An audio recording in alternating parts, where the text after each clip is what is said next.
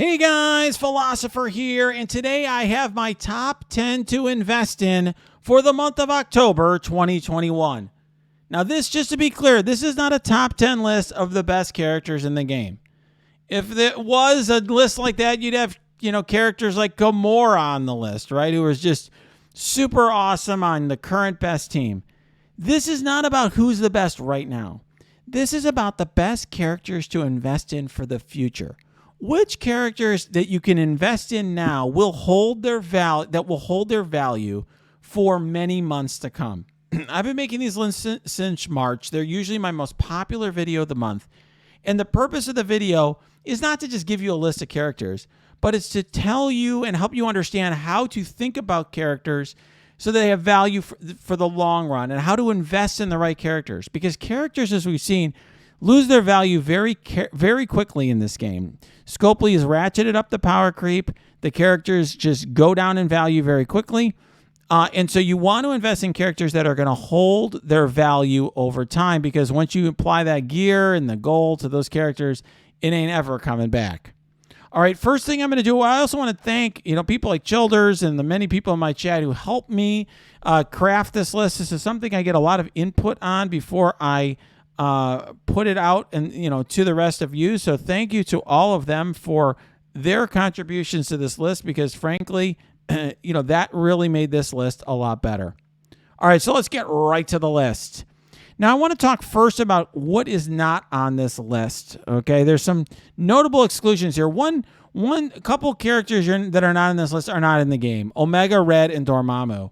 And I'm telling you right now, this list is very heavily influenced by the fact that I know that those characters are coming, but I'm not going to rate characters I've never played. That makes absolutely no sense, okay? I don't know how you can rate and tell people invest in Dormammu or invest in Omega Red when, as of today, in October, you can't unlock either character. It makes no sense.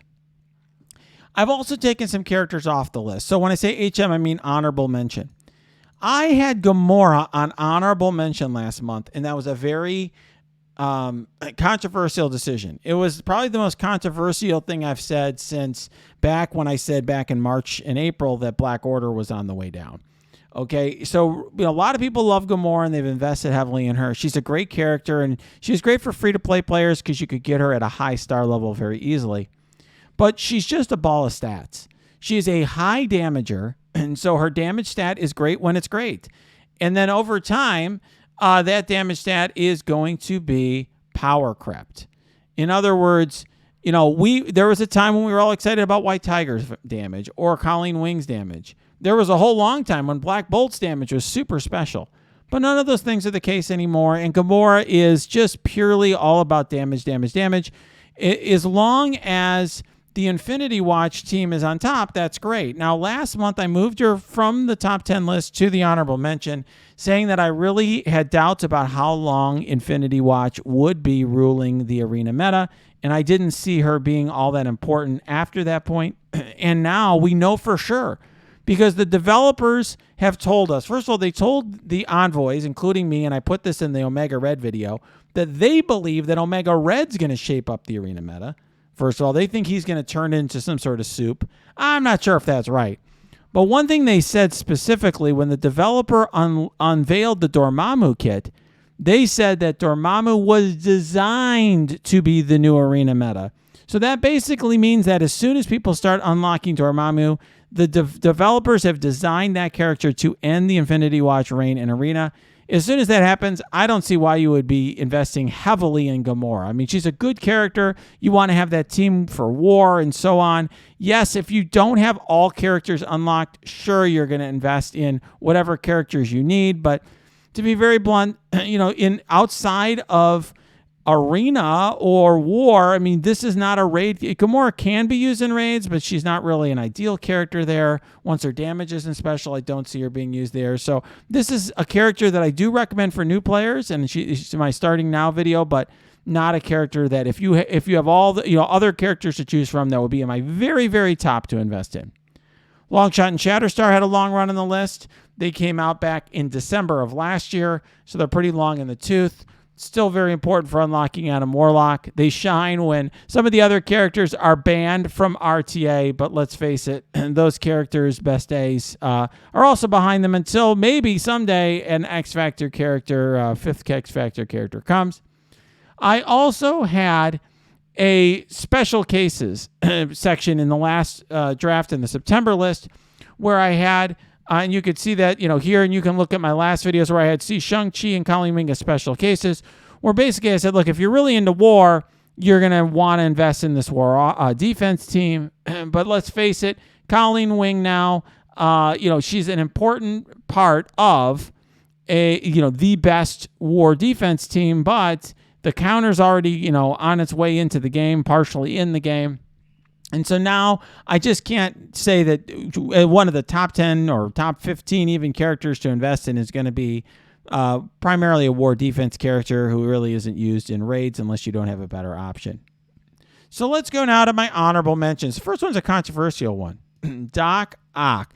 I still have Doc Ock here, and some of you may be surprised that I say that, but you aren't surprised if you watch my streams or videos where I'm going through Doom 2.3. I often end up running the tech nodes, and we do, like I said, 2.3, so it's version Doom Raid 2 difficulty 3, and I clear the tech nodes every day, and Doc Ock is, without a doubt in my mind, the third best character for tech, behind Kestrel and Doom. I mean, there's obviously a big gap between, Kestrel, Doom, and him, but, his flip is just absolutely huge in 2 of those 3 nodes.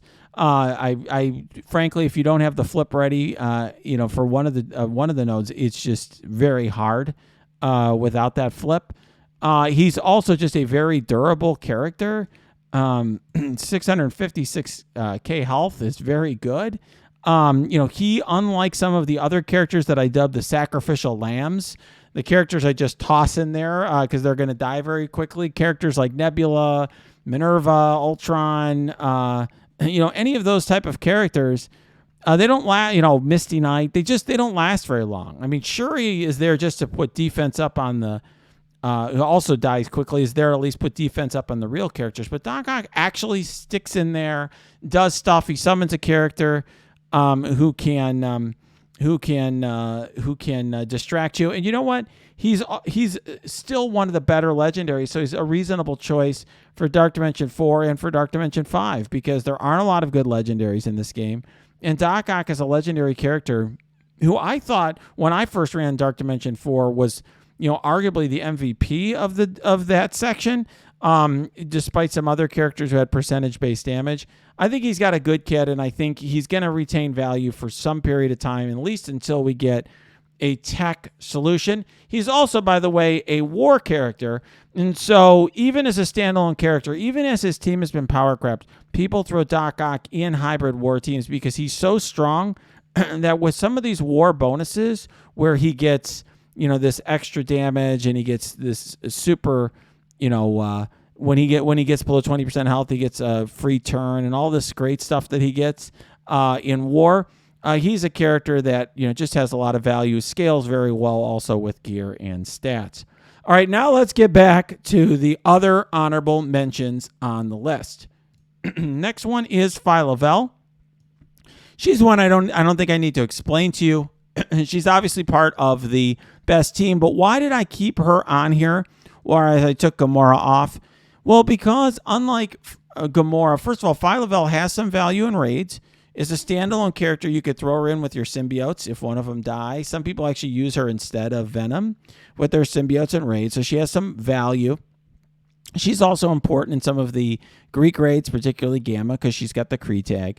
Plus, she's got, I just think as a kit, she has, for example, the highest damage stat in the game right now, and some, she has a cleanse. She has some elements that I think are kit-based that even though her stats are very high, give her some value that might have some staying power. Similarly, Nebula is a little different. Nebula is mostly a character that I think, is a creature of her team, but for right now, she's, a character you can use as a viable option in tech. There's a lot of people using her as one of their top 5 characters in the tech nodes. So I think that she is a viable character there. So she's somebody that for now, until we get a tech solution, I think will have some viability, and particularly for characters who don't have or for players who don't have a ton of blue ISO. If you're gearing her up for arena or war anyway, you can use her in raids. Moondragon I have down from number 7. And that's simply because, as I said before, I don't see Infinity Watch being an arena for all that long. Now we know their days are numbered. And by the way, even without Dormammu, who knows? There might be some other team we've long been speculating. They've been talking about the Eternals for 6 months now.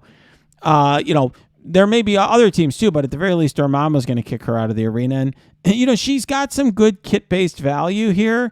Moondragon, what I do like about Moondragon is that, she is a character who definitely has got a kit-based character, right? Who's got this, defense down for 2 turns to all enemies and the healing. And then she's also got the slow and removing all of the positive effects from all allies. Some really good things about her kit, but the long cooldowns mean you really have to run her with a battery like Captain Sam, and they're just better skill characters. So I don't really think she can be used in Doom Raids, but she's kind of like your 5th throw-in character for skill. Secret Avengers and Kestrel doing the work. Shang-Chi's actually got a little bit of a bump up. In the last one, I had Shang-Chi as a special case along with Colleen Wing. Basically, here's another great war defense character. But actually, I think he is the 5th best skill character in his own right. I know some people have talked about he's not survivable in difficulty 3. I haven't had that issue. He's pretty survivable for me. Love his opening move here where he removes some speed bar and applies, to the enemies. Does a lot of damage.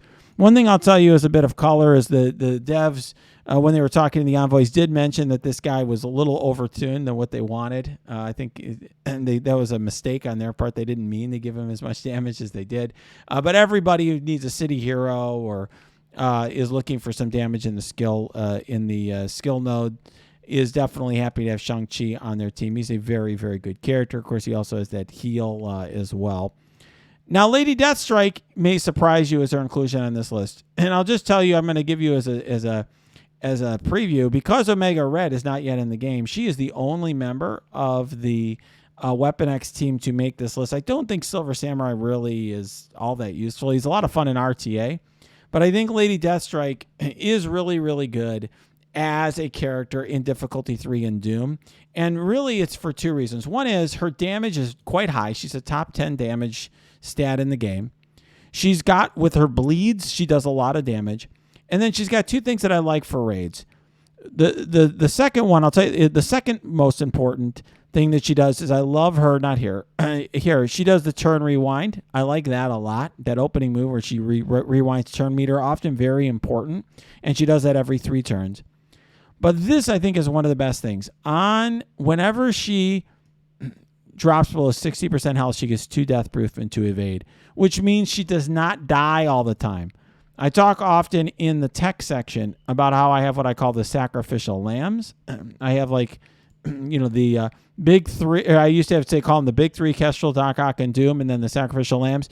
Lady Deathstrike is no longer, she's not a sacrificial lamb. She's better than these characters like Ghost or Minerva or Nebula or whatever that I just throw in there and they die quickly. She's a legit player. All right, let's get to the list. All right, let's go to number 10 on the list. And that character, number 10, is new to the list, a riser on this list. And that is Maria Hill. This is one that I really had to spend some time thinking about. I got to tell you, I was not entirely sold on Maria Hill being on this list because I think she's more situational. In other words, she's a bit more dependent on being in a team. She's way better in raids. She's a character you really don't want to use on war defense because her summons really, activate, help the X-Men or the symbiotes counter her. But what I like about Maria Hill is she's got some things that are just, I think, going to stand the test of time. Like, first of all, I love the fact that when somebody on her team blocks, that she heals the most injured ally. I love out-of-turn damage or healing. And this out-of-turn healing is great, obviously, particularly in raids when it happens 100% of the time. I also love the fact that she has summons, even though it is bad on more defense. These characters, like whether it's Doc Ock or Ultron or her, who do have summons, often have more staying power because that is really good against the AI. Not as good against the, if you're setting it on a defense or against players, you could take advantage of them. But great if you're faced against the AI, because the AI tends to go up again and focus its attention on the small the health pool. Plus, she's a character who is part of the skill solution. You really don't want to be running the skill nodes without her. So I think that, for now, I think she is a character you can very safely invest in for the skill raid and so on. All right, let's go now to number 9. This is a character who I think we all know and love, Sharon Carter. I think she's a character I underestimated at first. I was like, how good is Sharon Carter? But man, she's proved me wrong. She's actually up 1 spot from 10 on last month's list. She benefited a little bit from some of the Infinity Watch moving out. And what I love the most about Sharon Carter is, first of all, her stats are great right now. Okay, she is an amazing damager. Okay, 37k damage, not that far below Lady Deathstrike, but the utility she brings to the table. This move in particular is just one of my favorite moves in the game. 5,000% extra focus, not just 5,000 extra focus, 5,000% extra focus, clearing all positive effects and stunning and slowing the target. Brutal, brutal, brutal move that really takes somebody out of the fight on turn 1. Really lands on anybody. I mean, you can use this on Cull, Colossus. Characters that have massive resistance are getting overcome by this. Just an amazing move. Of course, on her turn 2, she's got that ability block. She's definitely got a lot going for her as a character. So, and I believe that even when her damage, right now, she's one of the better damagers in the game too. As a lot of new players have noticed, she even does really well in new player arena. But when her damage falls off, she's still going to be a character that has this ability. I mean, being able to take somebody out of the fight like that, now that we're going to have a mixed meta in the arena when Dormammu comes, she may be somebody who's used on arena offense even, for example. Definitely a very powerful character. All right. And now, let's go to number 8 on our list.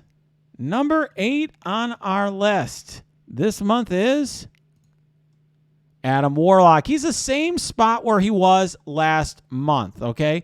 Has not really changed. And you may be wondering, well, wait, Philosopher, you told me that Infinity Watch is on the way down. Why is Adam Warlock still here? Well, I think there's Adam Warlock is still going to be a very viable part of a raid solution. First of all, that's an important thing, okay? In other words, for sure that, you're going to have the new warriors in Mystic nodes. I personally right now run Silver Surfer and Adam Warlock. Some people run Doom, totally viable choice. But when Dormammu comes, I'm sure you're going to end up using him. But there's still one slot available. New Warriors, Dormammu, and you could use Adam Warlock for sure. He's also obviously going to be, he's the best legendary right now, at least until Omega Red comes. We don't know quite how good Omega Red is.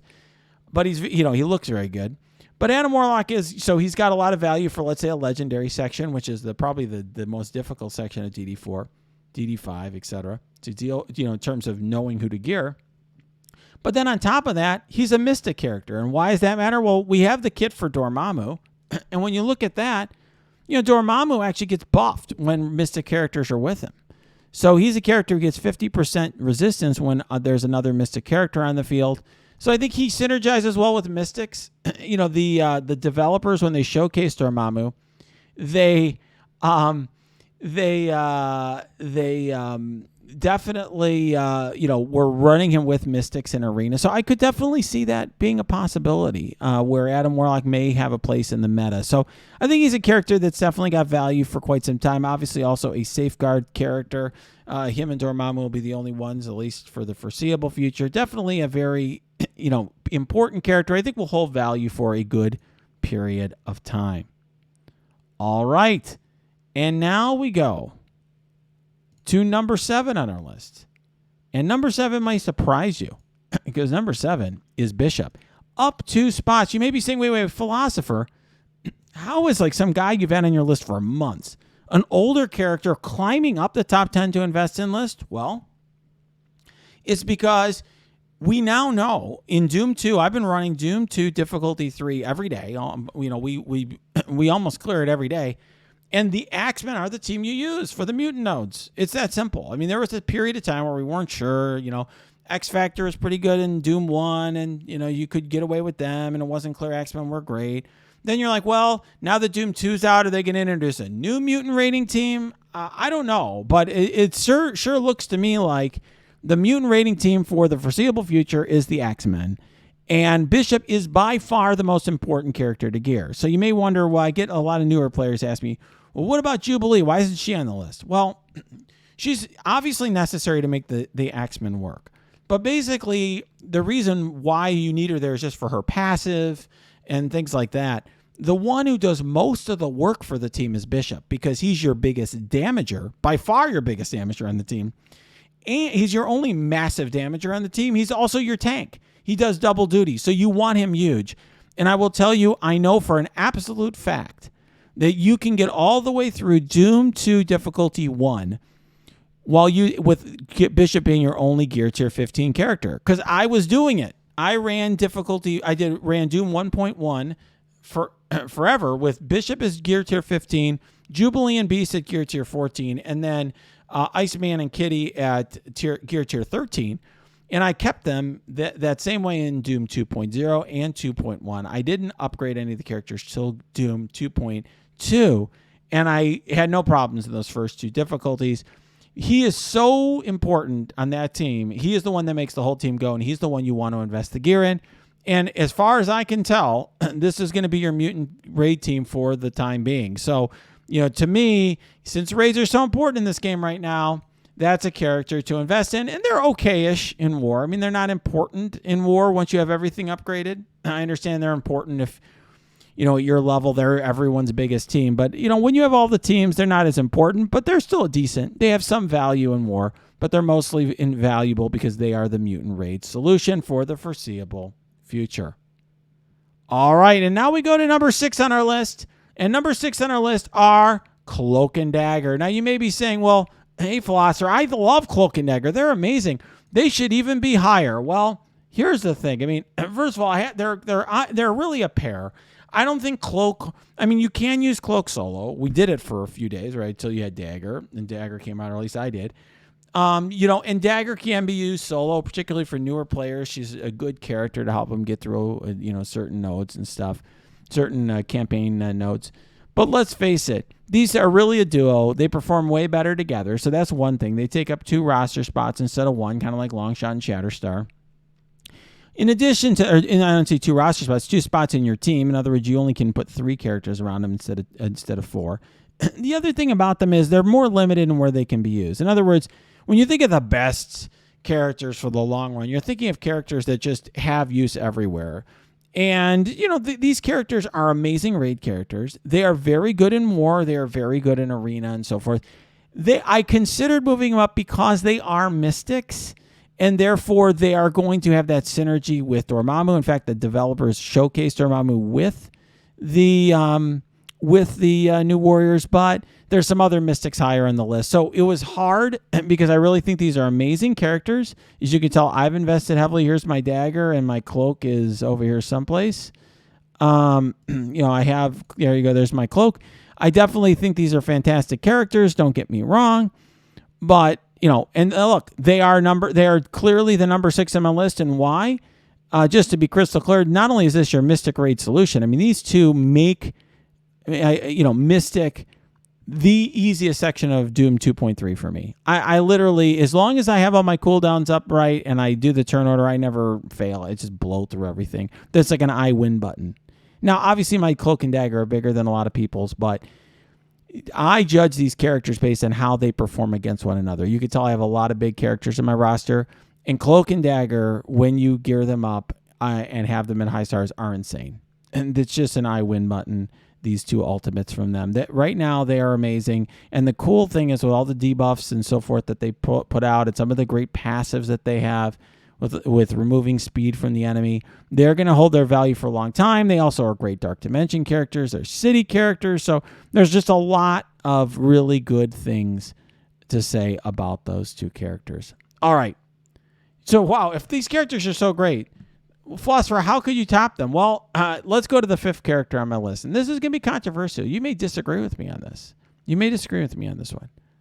But the number 5, the 5th best character in the game to invest in for the long run, in my opinion, is Silver Surfer. No, wait. You may say, wait, Philosopher, Silver Surfer's already been out for a while. Didn't he come out back in like April or May or something? Well, here's the thing, guys. Silver Surfer is an amazing plug-and-play character. He's a character who started this sort of massive power leap that I call the Great Reset. He's a character that has amazing stats, amazing kit. He does a lot of great things. But you may say to yourself, well, Philosopher, but he's not as special as he used to be.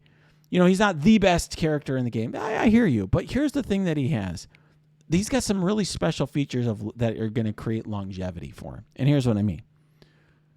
One thing he does that no other character in the game does is clear charges.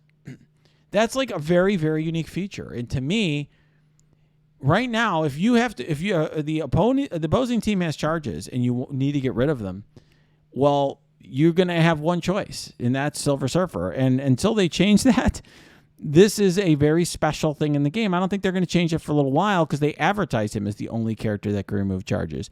I think that a year from now, if you need to clear charges, you may still end up bringing Silver Surfer. Now, whether his focus will be enough, you may end up needing to make sure that you bring, for example, hero cosmic allies for the 50% focus. You may need to make him a skirmisher or whatever you may need. But, in the future, I think he will still be useful for that. And he does a lot of other things well. I mean, he's still got an amazing kit, and he has, he gets this 15% speed. He ends up getting to a point where he's the fastest character in the game after a few turns. He is a very amazing character still. And I think his peak is not as high as some of the other characters in this list. In other words, this is not a character that is currently ruling raids, ruling arena, but he's a character I think will outlast most of the characters on this top 10 list. And so for that reason, he's the top 5 character on my list. All right. Now, my number 4 character to invest in, 4th on the list, Captain Sam. Now, he's down 1. You may say, wait, Captain Sam? Philosopher, I thought you love Captain Sam. I do love Captain Sam. He's the 4th best character to invest in for the long run. Why? Well, first of all, speed bar. Okay, he gives speed bar to not only skilled allies, but all allies. We still use Falcon in war solo because of the speed bar he gives. Giving speed bar to everybody on your team is huge. Okay, so that's the first thing. Second of all, he gives ability energy. Also, something we use still to this day, right? Characters that give out ability energy that are energy batteries tend to have a long life. Plus, he has amazing stats. 36k damage, look at this, 867 health, almost impossible to kill. Very, very tough character. I'm sure you've faced opposing Captain Sam's in the Doom Raid, and you're like, or Doom Raid 2, and you're like, wow, this character is insane. Well, here's the thing. He's down 1 just because another character moved up, and I'll explain that. But he is right up there in this top tier, and I think there's top tier characters I think are going to hold value a long time. This character is amazing in skill nodes, obviously. He's an amazing plug-and-play character that maybe you'll use in arena with Dormammu, right, to give Dormammu an ultimate a little faster, to give some speed bar to your team. He's just one of the best plug-and-play characters in the game, and he's on an amazing team that's amazing in raids and very good. It's one of the top teams in war. I mean, he has got it all going on, and so this is a very, very safe bet to invest in for the future. All right, guys. Now we go to the number 3 character on my list who displaced Captain Sam, and that is Deathpool. Now you're wondering, wait, why is Deathpool going up on this list? Well, Deathpool, first of all, is Mystic. And if there's one Mystic character, there's 2 Mystic characters that I would bet on that you'd want to have with Dormammu, right? You can think of one of the other ones, but Deathpool's right there. In other words, given that Dormammu gets additional resistance from Mystics, and you want to keep Dormammu alive. And, by the way, this character, in addition to being impossible to kill, then she would get with him a revive once. So she'll revive. And in raids, she's going to be giving energy to that guy. Insane. So she's going to be feeding ability energy every time the enemy dies, like crazy, to Dormammu, who's going to use his I win button ultimate more and more often. I mean, the only thing that keeps Dormammu from being the most OP raid character of all time, right? It's just the longevity of his cooldown. And he still may be. I don't know. We'll see. But it's very clear to me that she's going to work well with Dormammu in Rage. She's going to work well with Dormammu, I would think, in Arena, because she's got that out-of-turn damage, which now that the devs have fixed it is so much better. This passive is insane, the amount of damage she puts out. She was already 4th on my list, and now that Dormammu's out and he's got the synergy with Mystic, she is now number 3 on my list. But this is close, okay? Deathpool, Captain Sam, these are like very close, but I think she moved up a notch. They already were close last month, and to me, now Deathpool has moved up a notch. And now that takes me to the number 2 character on my list. And I will just say, you probably guessed this character, okay? And that's Dr. Doom, right? Now, Dr. Doom, you may be saying, wait, Philosopher. Doom is not that special anymore. I've actually been hearing people for a long time. So I've had Doom at or near the top of this list for a long time now, since his release. I've been doing these since March. I think he's been on every list, and very much one or two, I think, always on the list. And then people are saying, well, he's going down in value. Well, here's the thing. I understand that eventually this guy's going to get power crept, but it's going to take a long time. And the reason why is, first of all, he's valuable in 2 sections.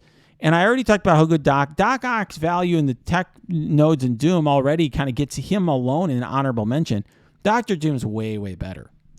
And you basically need him right now in tech. I mean, it would be very, very hard. You could run 1.0, maybe Doom 1.0. I know some people do it without Doom, but anything above that, it's just very hard to get away without having Doom. So he's pretty much an essential raid character who's a 2-for-1 for newer players who are gearing him up because they get a Mystic character as well.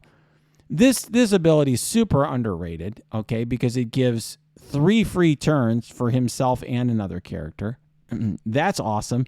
So even when his damage is power crept, he's still taking 6 turns in a row. Okay, that's very, very, very powerful in a turn-based game. And then, particularly in raids, he has all these Doombots that get summoned, which are can be a problem in war defense. But, this can be very powerful in a raid setting. It's very powerful when you control the team. And boy, isn't this character going to do really well with Dormammu? I mean, first of all, he's Mystic, so he buffs Dormammu. And then on top of all of that, he's going to get revived. So you're going to put all this effort into killing Doom. And then Doom gets revived once? I mean, that's something. I mean, this character you got to think's going to be in the arena when Dormammu is the arena meta. Now, that arena meta may not last long. They may sell us some super team in a few months after that. But, I mean, Doom, there's a lot of reasons to believe this character is going to be around for a long time. In other words, right now, is he the best character in the game? I don't know. That's not what this list is about. But is it a safe bet? Like, if a newer player is asking me, should I gear up my Dr. Doom? I'd be like, yeah, safe bet. And when newer players are asking me, who do I gear for Doom Raid 1.0 when I'm getting ready to go into Doom, Doom raids, Doom's a really easy choice because he helps you in 2 different sections and he's going to last for a while. Very, very easy choice. There's only one character who I recommend gearing up and investing in more than Kestrel. The Doom, I've ruined it. It's the number 1 character in the game and also the number 1 character on my list, and that is Kestrel. Now, I got to tell you guys, Kestrel is just such a good character. Is one of the best. I'm very careful with using gold promo credits. I'm chintzy about using them, and one of the very few characters I've ever promoted 7 red stars is Kestrel, and I don't not only do I not regret it, I think it's the best 7 red star investment I've ever made in this game. She just carries me through the tech nodes. She carries me through the skill nodes. I have a very easy time with her at 7 red stars. And this character is so powerful in war that she's the one standalone character that I track how the opponents use Kestrel. In other words, if I'm going up against an opponent in very high-level war, I'm trying to figure out, okay, how do they use their Infinity Watch, or how are they using their Shadowland? This is the only single character I'm like, where do they put their Kestrels? Because Kestrel is so powerful in the game right now. And the cool thing is, she, on top of all that, she has that Surfer element. And what I mean by that Surfer element is she does something no one else in the game does because she prevents summoning and cloning. So even in a year and a half, when she's all power crapped and you don't care about that out-of-turn damage, which is so amazing, don't worry, she's still going to be the person you throw in, the character you throw in when the enemy is summoning or cloning, and you need to stop that from happening. So just a character that's got so much longevity in this game.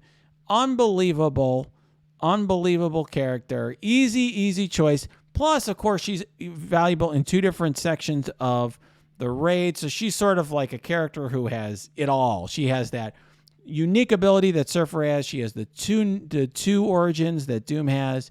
She's got the superpower right now in the current, setting with the super stats and everything. She just has it all going on. Easy choice is the #1 character to invest in this game. So I hope that this list, you can agree or disagree with the list, but what I hope is this is a good discussion point for you. My goal is not to tell you how to play this game. It's to teach you how to make good decisions for your own roster and your own situation and apply it to the characters you have and the roster that you have, which I'm sure is very different than mine. All right? If you like this video, smash that like button. Subscribe to this channel. If you got comments, questions, cheers, jeers, criticisms, whatever, throw them below in the comments or just go to my Discord. That's linked below. We have lots of great discussion there, theory crafting and so on. And if you also want to see these videos in action as they're getting made, go to my Twitch stream. That's linked below as well.